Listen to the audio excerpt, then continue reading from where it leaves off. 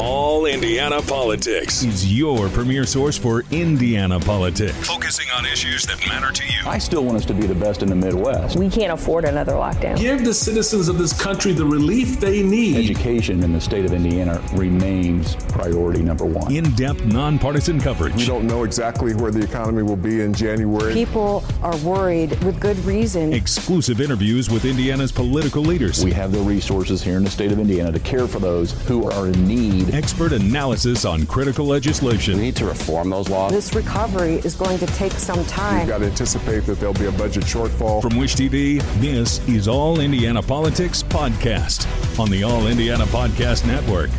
Good morning. Welcome to another edition of All Indiana Politics on this Sunday. I'm Phil Sanchez. A week has passed since the second and third largest bank collapses in U.S. history. Now, Senator Mike Braun wants to prevent banks from charging you new fees to cover the cost of the bailout.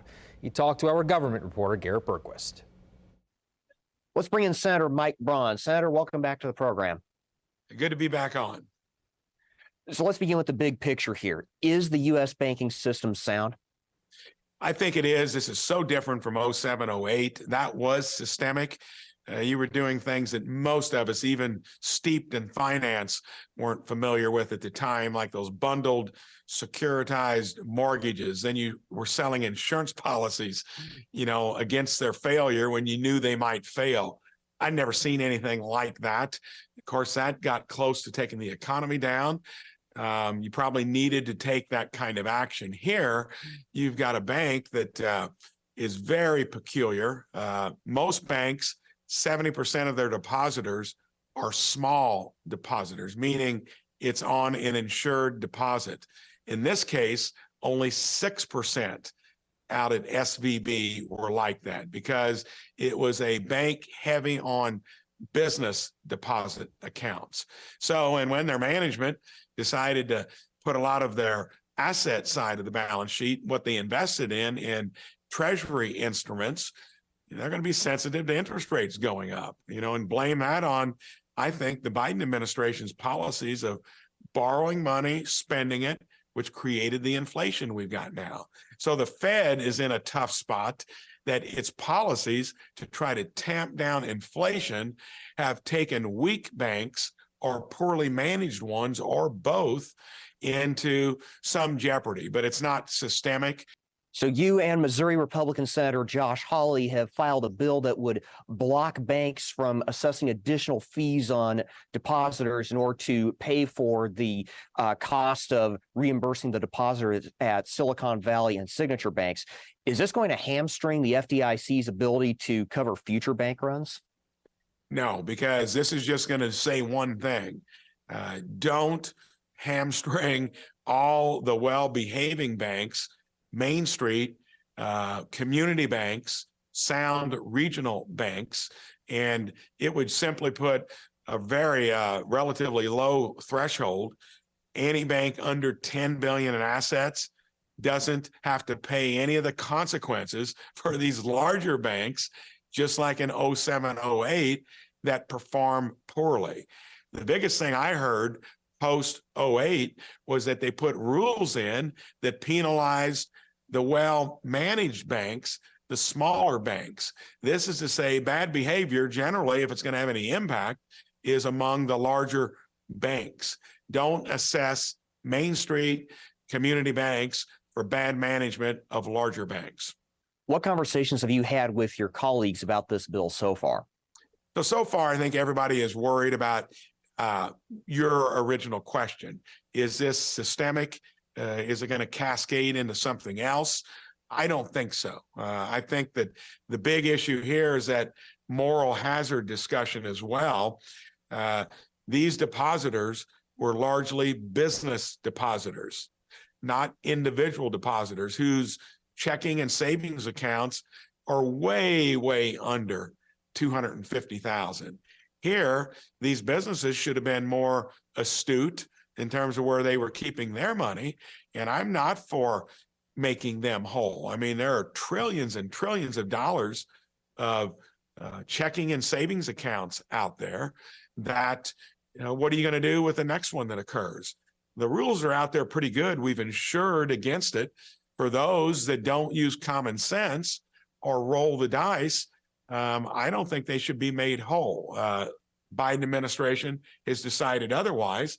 I think they're getting down a slippery slope there because we don't have the insurance proceeds there that can actually handle something. They made an exception here. I don't think they should have. Tell me about the clawback provision that's in this bill as well.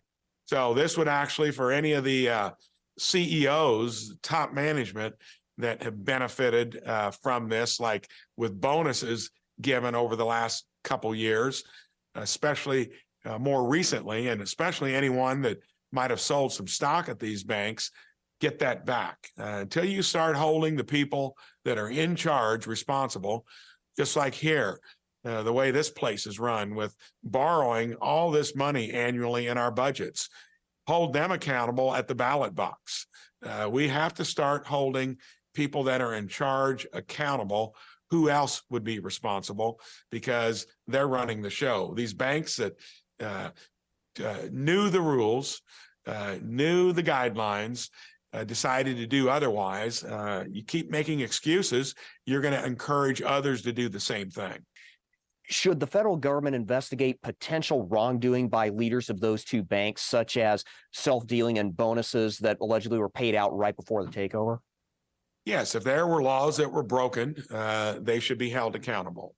Again, if not, you're just setting the stage for others to push the envelope down the road.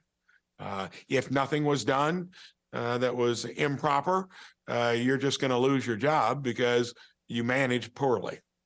Should Congress reconsider its decision to drop the stress test requirements for banks with less than $250 billion in assets? So I think the stress test is there primarily for the larger banks that are too big to fail. And what you do with smaller banks, these just would fit underneath that. Maybe it needs to be lowered a bit. I just don't want this impacting regional, community, and Main Street banks. All right, coming up, we talk to one of the candidates vying for the Republican nomination for mayor of Indianapolis.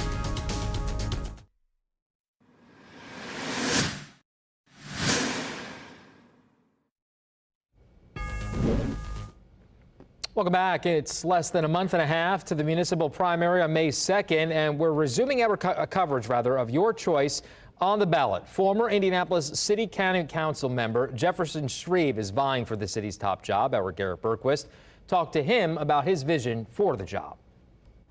With us now is Republican mayoral candidate Jefferson Shreve. Jefferson, thank you for joining us today. Thank you for having me. Why are you running for mayor of Indianapolis? I'm running to move this city in the right direction. I'm a native of Indy. This is my hometown. Been involved in local politics while running and growing a business throughout the last 30 years. And I've just disheartened with the direction that our city, and particularly our downtown, has been moving in, to the point that I'm going to lean in on a full-time, fully engaged effort to bring my message forward and do my very best to turn my hometown around. What's your plan for dealing with the city's crime rate? The immediate hire is the Director of Public Safety, which in my time on council in the Ballard administration and under other good, capable mayors that have led our city, is a core key position. That executive level, super experienced person at managing the IMPD, IFD, public safety pieces that make up 60% of the general fund of our city. We've got to have that talent. Mayor Hogsett has chosen to run point and be his own public safety director, and the evidence is clear that that model isn't working, and yet he hasn't chosen to rework the model. I would come out of the gate with that key talent in place and then bring forward a robust plan to turn this around. We've also got to recruit and retain sworn officers on our force. I served for several years on the City County Council, and including on the IMPD Staffing Commission. We set hard targets, hard data-driven targets on where we needed to take our sworn officer counts to, and the Hogsett administration has missed that bogey every single year that it's been in office. We do not have enough sworn men and women on the streets of Indianapolis protecting our capital city. Why are they leaving? The exit interviews aren't available to us, but we know that they are voting with their feet. They're making lateral transfers to departments in the donut counties and beyond where our officers feel supported by the administration, which obviously is not the case here. How do you plan to fix the potholes and make sure they stay fixed? Well, with asphalt. I'd use hot mix asphalt, but we've got to have a more robust plan of getting out there and fixing potholes. And yes, that's certainly important, but that's not the long-term fix, even through some of these strip patching efforts. But in the here and now, we've got to do a better job at rolling out there. Pothole fixing is hard work. I did it for about 40 minutes, running around with the crew. But we've got to do that more efficiently. And the Hogshead administration will vaunt about the number of potholes that they have repaired to date. I don't have to go very far to dodge those craters all around this city. You've said the mayor needs to do a better job of, as you put it, selling the city in order to attract investment. What would that look like? I think the mayor needs to be out in front in attracting human talent and capital investment into our city. We've got to sell it. We compete with once peer cities like Nashville, Tennessee, and Columbus, Ohio, that I would offer the opinion have eclipsed us. Our city is drifting under this administration, and it's not okay just to mark time. It is not okay just to go through the motions, because our competition, our peer cities, are moving right along and taking our market share. We've got to get out there, we've got to sell it, and we've got to have a good, safe city to sell as we chase that capital investment. What role do you see yourself playing when interacting with state government, given that Indianapolis is both the state capital and the largest city? It will be helpful for a Republican to be in the mayor's office as we work with the Republican supermajority at the other end of Market Street. And I've had some involvement with those relationships, in part through my service on the Republican State Committee. So yes, that will be helpful. But we cannot rely on the state to fix all of our problems. It would be a false pretense to think that a Republican is going to come in and get a whole lot of money from the other end of the street. We got to be efficient, targeted, and do a whole lot of things right with our own resources and our own municipal budget, and at the same time work to increase that cooperative relationship with the State House that sadly hasn't existed under the Hogshead administration. What's one issue that you think is not getting enough attention in this race? Placemaking is terribly important, and it relates to economic development. Placemaking is essentially those elements that will attract young, talented people and retirees, semi-retirees, that want to come back into our city, those that have migrated to the donut counties in the case of older citizens or young, nascent talent, people coming up out of college that look to go to Austin or Raleigh or other such places rather than Indianapolis.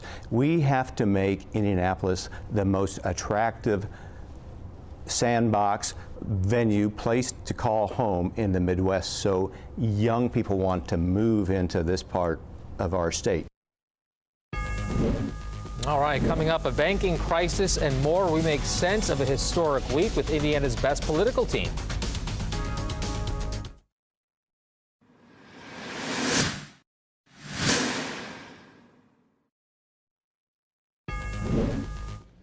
All right, welcome back to All Indiana Politics as we welcome in two members of Indiana's best political team, Republican Allie Bartlett and Democrat Destiny Wells.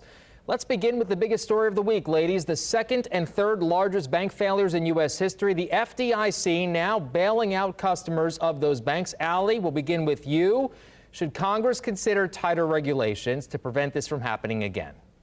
Yeah, absolutely. I think Senator Braun's effort on this to put forth legislation that would protect small banks and their customers, a lot like those that we have here in Indiana, is certainly warranted after we've seen this recipe for disaster come together related to the Silicon Valley Bank buyout and bailout.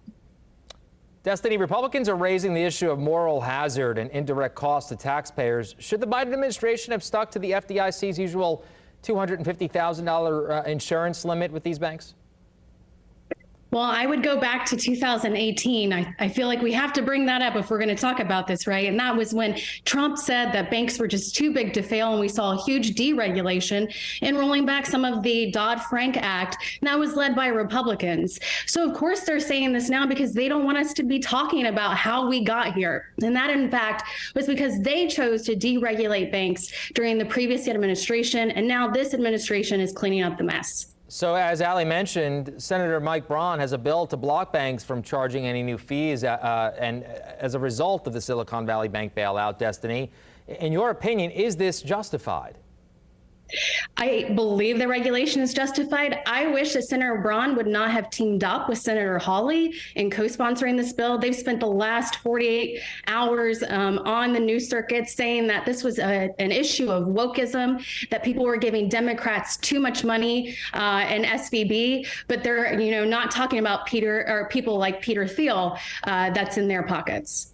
Ali, I'll let you respond, and then I want to move on. Yeah, I think it's just really short-sighted to blame this on deregulation. When we look at Silicon Valley Bank and the risky investments made by its board, there was just no institutional knowledge here. And also, we can just blame it on the economic environment that's been created by the Biden administration, because those risky investments failed because of inflation, which is all thanks to the Biden administration and the environment they've created. Ladies, hard to believe, but today marks 20 years since the 2003 U.S. invasion of Iraq. The congressional authorizations for that war and the 1991 Gulf War, both still on the books. The Senate scheduled to vote this week on whether to repeal them. The question is for both of you now, is it time for Congress to revisit the War Powers Act? Destiny, you're the veteran on this panel. I'll go to you first. Yeah, hey, this AUMF has been in place my entire 20-year career. And so this is an effort by Congress to start to shore up some of that executive overreach and creep into their responsibilities. I think it's a great thing. It's supported across the board. The Senate was able to get the Republican support it needed. I just hope now that Speaker McCarthy opens it up to a floor vote. Ali, your thoughts? Yeah, well, first and foremost, thank you, Destiny, for your service to the country. I actually agree. I think that it's time for an effort like this to be put forward. These AUMFs have been in place for far too long. It's time to put an end to it. So unfortunately, there's no fireworks here. I agree. I like when we have a little bit of an agreement. That's always good. I do want to get to some issues, though, closer to home, ladies. A bill in the state legislature would ban the sale of land next to military facilities to any citizen or company of China, Russia, Iran, or North Korea. Now, that would include land next to National Guard armories. Ali, could this lead to housing discrimination against dual citizens or even possibly people who are of, say, Chinese ethnicity? No, I don't think that that's the intent behind this bill at all. And there's actually language in the bill that requires or that allows for something like this to go before the Indiana Homeland Security Department to make a final determination. So even if there were a risk or some scenario where we thought that there was any level of discrimination occurring, this could be brought before the Department of Homeland Security for a final determination to make sure that that's not the case. To be fair, Destiny, there have been some cases in other states where people with ties to the Chinese government have bought land next to Air Force bases in particular. Do we need to take a harder look at who's buying the land in the United States? I think we do. Look, I'm a huge proponent of national security. I'm still in the national security space. But I do think that the conversations that were taking place in the General Assembly, I heard some great questions from Senator Andrea Hunley on dual citizenship. Yes, the government may be given the ability to look at those on a case-by-case basis, but that doesn't mean that the government will always do the right thing. So I think that those are really important questions asked when it comes to dual citizens.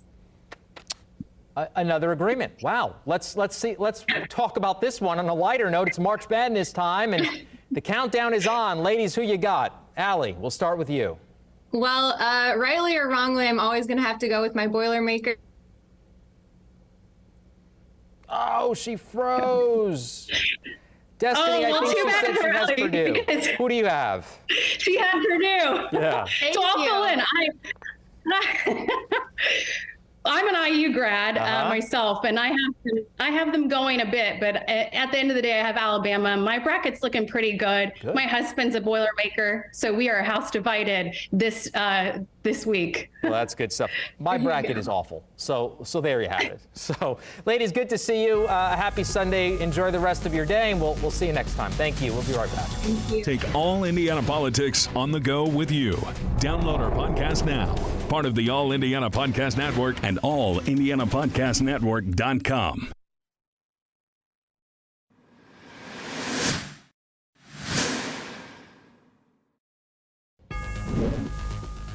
All right, thank you for joining us for All Indiana Politics this week. We'll be back here next Sunday morning at 9:30. You can also find our brand new All Indiana Politics podcast as part of the All Indiana Podcast Network over at wishtv.com. Have a great rest of your weekend.